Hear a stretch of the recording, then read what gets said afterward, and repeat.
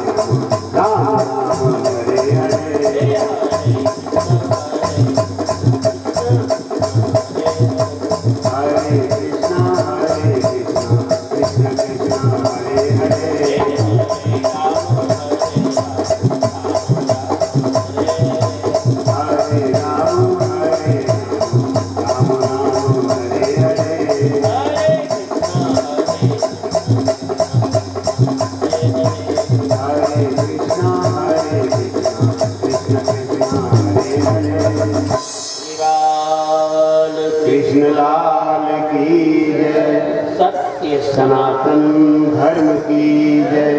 श्रीमद्भागवत महापुराण की जय। श्री सुखदेव जी महाराज की जय। भाष्यकार श्री रामानुज स्वामी जी महाराज की जय। श्री हनुमान जी महाराज की जय। श्री शुक उवाच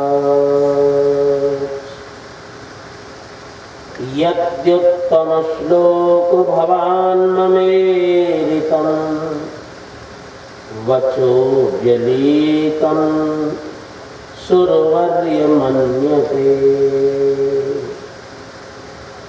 यद्युत्तम श्लोक भवान् ममेरितं वचो व्यलीतं सुरवर्य मन्यते।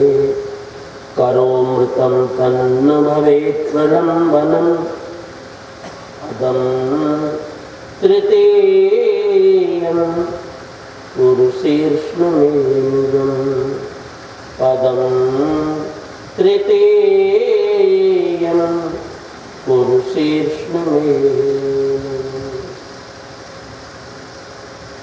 परमहंस परम वीतरागी परमहंस शिरोमणि गुरुनाम गुरु श्री सुखदेव जी महाराज राजा परीक्षित को सावधान करते थे। राजन, संपूर्ण वेद शास्त्रों में परमात्मा को एक कहा है। परमात्मा एक है। वेदों में कहा गया एकमेव अद्वितीयं ब्रह्म सदैव सौम्य इदमग्रमासीत् एकमेव अद्वितीयं ब्रह्म। परमात्मा एक है और अद्वितीय है। अद्वितीय माने उसके जैसा दूसरा कोई नहीं, उसका नाम अद्वितीय। परमात्मा एक है और अद्वितीय है। वेदों ने कहा। गीता में अर्जुन कह रहे हैं न त्वत्समोऽस्त्यभ्यधिकः कुतोऽन्यः। आपके समान कोई नहीं है। न त्वत्समः अधिकः कुतोऽन्यः। अधिक तो कोई हो ही कैसे सकता है। भगवान के समान भी कोई नहीं। और सुखदेव जी कहते राजन, अधिकतर लोग समझते हैं देवता माने भगवान, पर देवता माने भगवान नहीं होता। देवताओं की संख्या 33 करोड़, परमात्मा एक है। जैसे आप लोग पृथ्वी पर रहते हो, उसी तरह देवता स्वर्ग में रहते हैं। यहाँ से ऊपर भी लोग हैं, चंद्रलोक, सूर्यलोक, बुधलोक, मंगललोक, इसकी तैयारी हो रही है सब जगह जाने की। स्वर्ग लोक भी है, वहाँ देवता रहते हैं। 33 करोड़ देवता हैं। जैसे भारतवर्ष की एक जनसंख्या है 100 करोड़ से ज्यादा, उसी तरह देवताओं की भी एक जनसंख्या है। देवता 33 करोड़ हैं। जैसे मनुष्यों के ऊपर कष्ट आते हैं, देवताओं के ऊपर भी कष्ट आते हैं। देवताओं को दैत्य मार मार करके भगा देते हैं और देवताओं को स्वर्ग छोड़ करके धरती पे आना पड़ता है। इसीलिए देवता माने भगवान नहीं होता। मनुष्य के अंदर जैसे सब दोष हैं, काम, क्रोध, लोभ, मोह, द्वेष, ईर्ष्या, देवताओं के अंदर सब दोष होते हैं। इसीलिए देवता माने भगवान नहीं होता। छोटे मोटे देवताओं की तो बात छोड़ो, देवताओं का राजा इंद्र, वो मुंह काला करने के लिए धरती पे आया था। गौतम पत्नी अहिल्या के पास मुंह काला करने आया था, और चंद्रमा उसका सहयोगी था। इसीलिए देवता माने भगवान नहीं होता।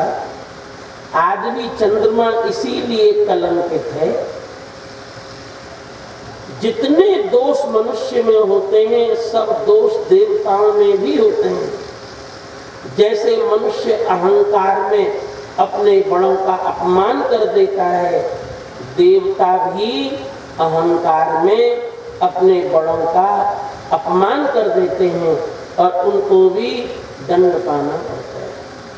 इसीलिए देवता माने भगवान नहीं। भगवान देवाधिदेव परमात्मा एक। कभी कभी पढ़े लिखे लोग भी गलती करते हैं। क्या? ऐरू गैरू नत्थु खैरू किसी को भी भगवान कहने लगते हैं। फलाना भगवान, फलाना भगवान, फलाना भगवान, फलाना भगवान, फलाना बाबा भगवान, फलाना बाबा भगवान। जिसको मन में आवे उसी को भगवान कह दे। पर भगवान तो एक ही होता है, दो भी नहीं होते।